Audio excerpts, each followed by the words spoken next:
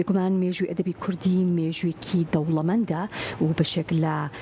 ئەدیبان و نووسەران هەوڵیان داوە لە ڕێگەی نووسینەکانیانەوە ئاماژە یاخود گزارشتی لێ بکەن. لە ئێستادا کتێبی مێژووی ئەدەبی کوردی بە زمانی عەرەبی بڵاوکرایەوە.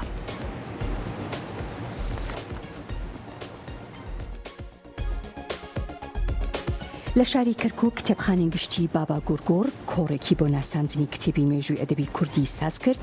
کە لەلایەن نووسەر دکتۆر ئازاد عەبدولواحید مامۆستای زانکۆی کەرکووکەوە بە چاپ گەیاندراوە سەبارەت بە مێژووی ئەدەبی کوردی لە کوردستان لە کۆنەوە تا ئەمڕۆ.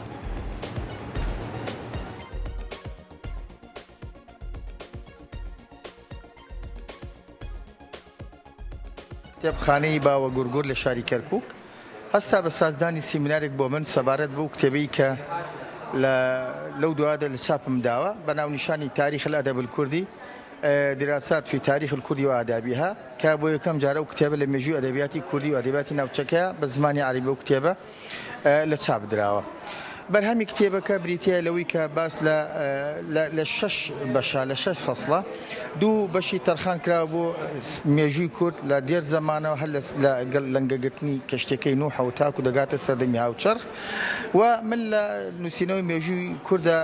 پشتم بەستۆ بە و سەرچاوانی کە لە ئینسایکلۆپیدیای بریتانی و ئینسایکلۆپیدیای عەرەبی و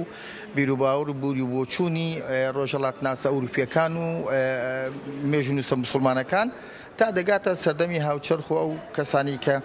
بە زمانانی تر یاخود کەسانی تر کە غەیرە کوردن سەبارەت بە مێژووی کورد شتەکانیان نووسیوە.